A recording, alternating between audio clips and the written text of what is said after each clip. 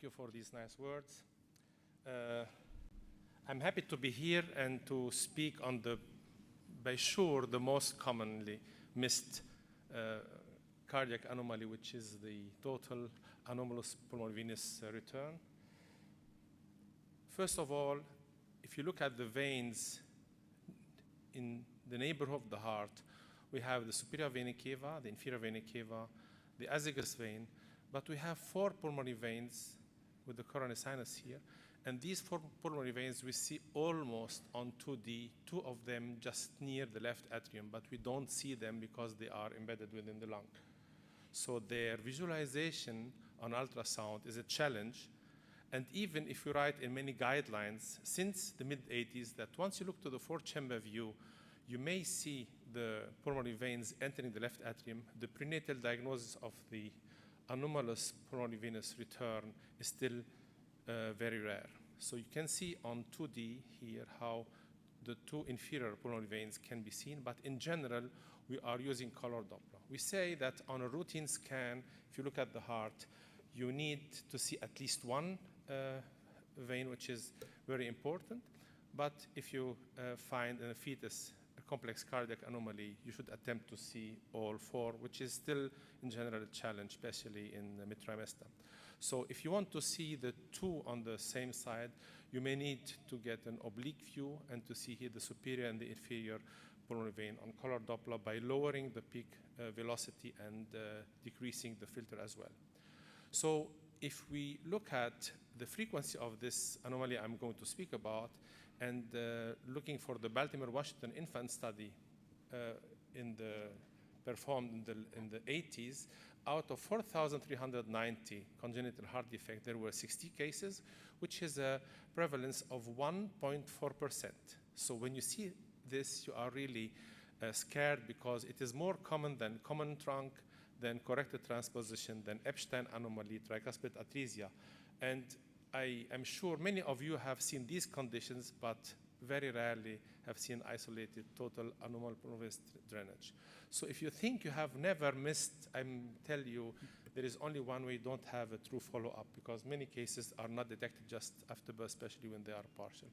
So if we want to know the true numbers, and this is a very nice study published a few years ago in the White Journal, where you see here Helena Gardiner was a co-author of it.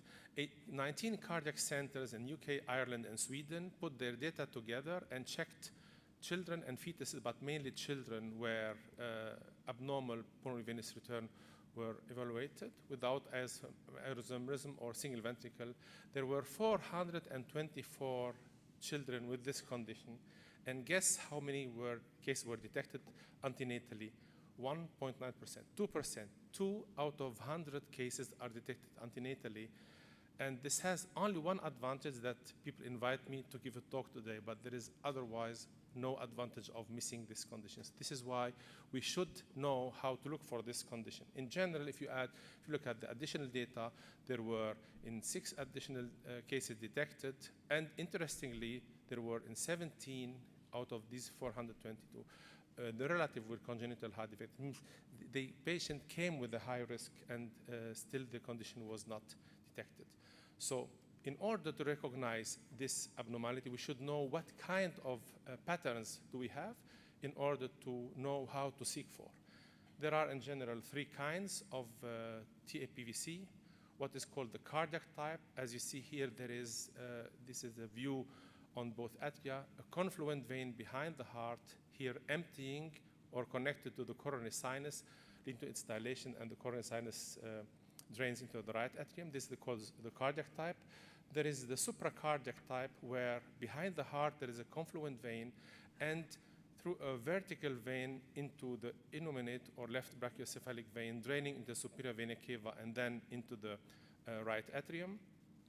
And there is the infracardiac type, where you find behind the heart a confluent vein which drains, and this can be explained embryologically, into a vertical vein crossing the diaphragm and going into the liver, into the portal vein. In general, these are all associated with a kind of obstruction because the liver is such a less strong organ that the veins are obstructed. So this is probably the most dangerous condition detected antenatally. So if you look at the distribution, we have supracardiac, cardiac, and infracardiac with this distribution, but you'll see later on that some will find more supracardiac cases than the other one, and more than 50% probably. But there are other classifications as the total and the partial abnormal pulmonary venous return, or from the clinical impact, the obstructed and non-obstructed, but I cannot cover all these conditions today. If you look at 10 years ago, when Emanuele Valzan-Giacomo put data from two centers together, she reported on 16 cases with a mean detection at 27 weeks, 12 TAPVD and 4 scimitar syndrome. I will not discuss this condition today. Out of the 12 total, there were 8 with isomerism, 2 had infracardial, and 2 were hypoplastic left heart syndrome. But interestingly, out of the 12 cases, 11 had a confluence vein behind the heart and the vertical vein. So this is an important hint.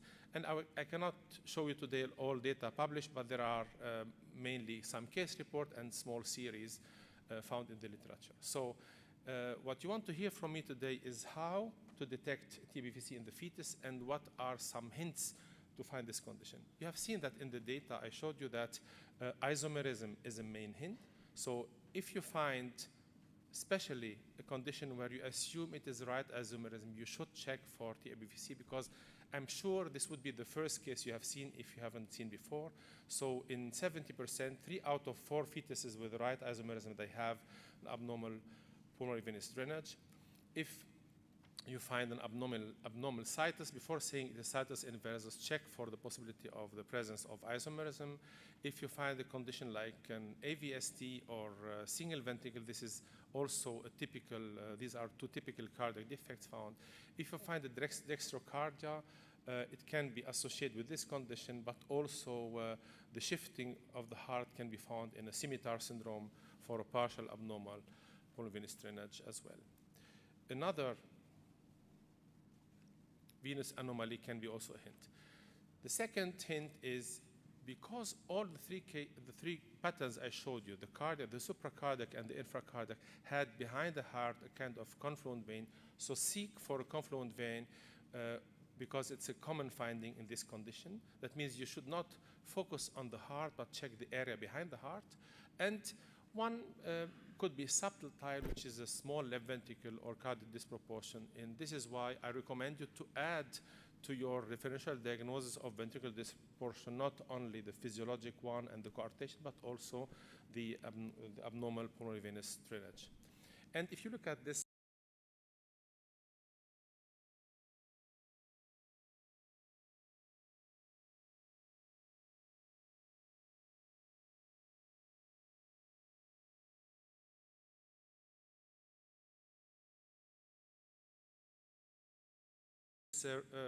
last year published paper from the US, from California, from Anita Mood-Grudy, you will see here that in 11 years, they found 26 cases identified. 22 had heterotaxy or cardiac abnormality, and 4 were isolated. And in this group, 18 were supracardiac, 1 was cardiac, and 7 were infracardiac. And almost all had a venous confluence. This is why it's an important hint. I want to emphasize it in this talk.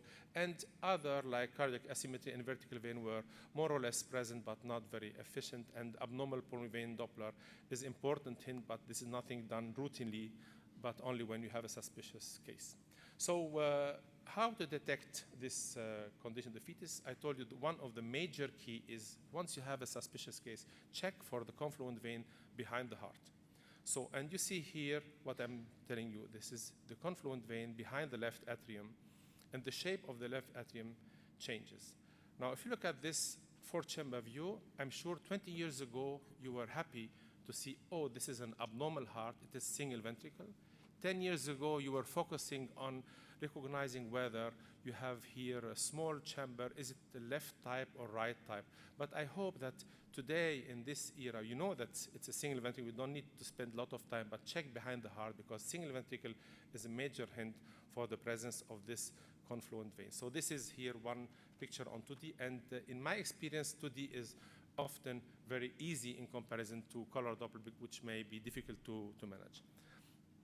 At one of the meetings, Dr. Kawatsu from Japan presented a new sign, what you can use. They had one case diagnosed prenatally. They add to it 7 cases missed.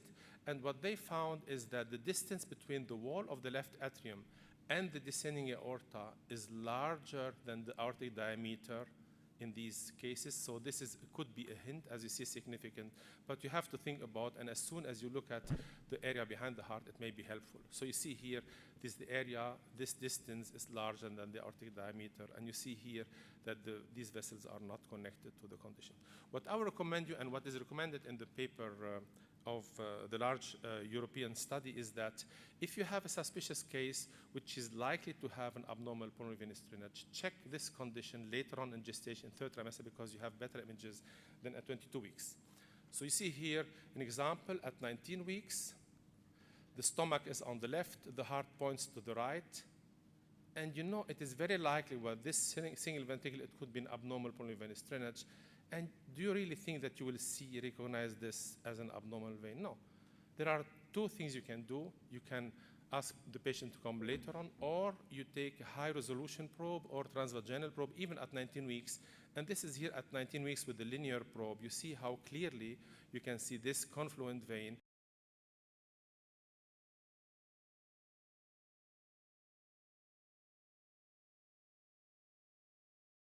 behind the heart.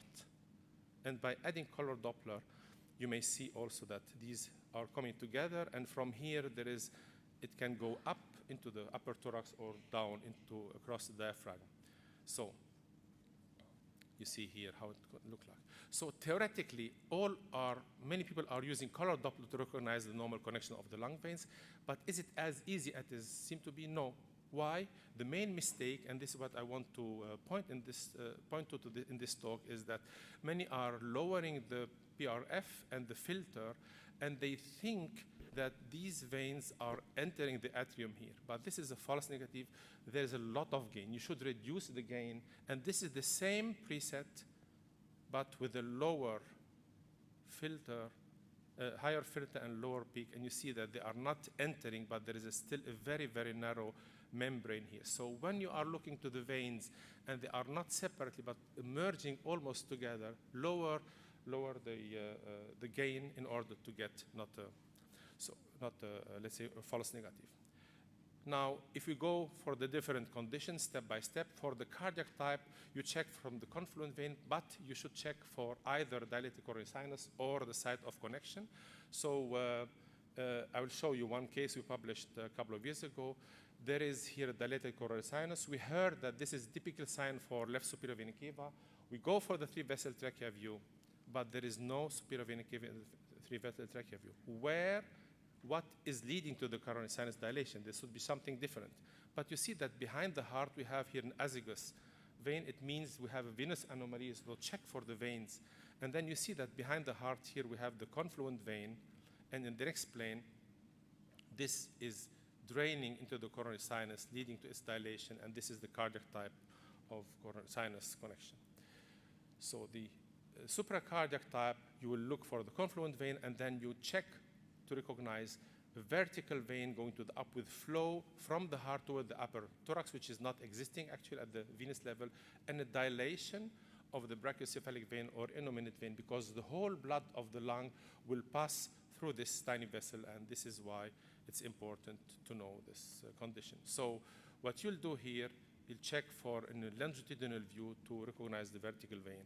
And this is here on the dilated brachiocephalic vein. You see, look at this video clip, and I'm trying to look at the great vessels, but there is something here disturbing me. There is some vessel here which is not, should be there on the left side of the pulmonary artery. And if you go to the upper thorax, you see the dilated brachiocephalic vein, an important hint for the supracardiac type.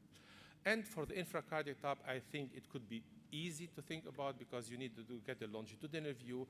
As a hint for you, try every time you suspect a cardiac defect to do a Doppler of the ductus venosus, because you get a longitudinal view and you see that there is an additional vessel going into the abdomen and not only the aorta. And this is here how it looks like. And I think it's a question of time that we may see it even early gestation. So this is here going from the heart toward the diaphragm, so, toward the liver. So if you try to get the vein, then you can see it so clearly. One point I just explained to you before, that you can, if you have suspicious, you can look at the pulmonary veins, Doppler. The normal shape looks like ductus venosus, and in cases abnormal, they have an abnormal shape, and especially when they are infracardiac, they have a continuous flow, which is unusual for this condition. So I come to my conclusions. Take-home messages I want to give you is, first of all, check for this condition if you have an isomerism you suspect, especially right isomerism. If you find the heart in the right chest, either dextrocardia or shifted, it can be associated with abnormal pulmonary venous drainage. If you find a cardiac malformation, it should be part of your workout for this condition. And if you have any doubt, check the area behind the heart and try to use routinely color Doppler in a longitudinal way to see the upper or lower vessel, and to use pulse Doppler to get the abnormal pattern in these conditions. So I hope in a few years we'll have better detection rate, and I thank you for your attention.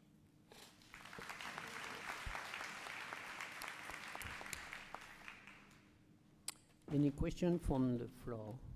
This is a very interesting talk, because it is important. Anyone, if you have something to say? Can I just ask a question? Yes, go ahead. Do you think we have any hope of getting general sonographers and sonologists to get better at identifying anomalous veins? The question, yeah, if we can get general sonographers, yet from 2 points of view. The first one is by detecting a cardiac abnormality, like any venous abnormality could be a hint.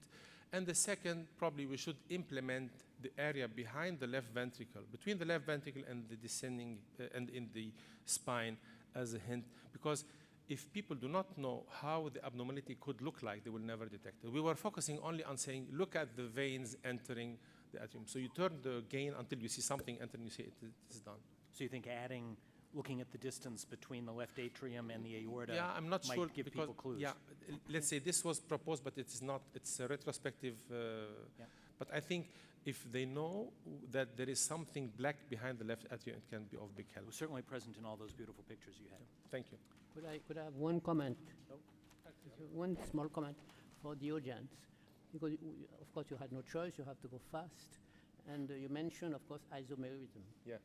which is an important factor in terms of abnormality, or with an abnormality of the venous return, specifically cases of right isomerism.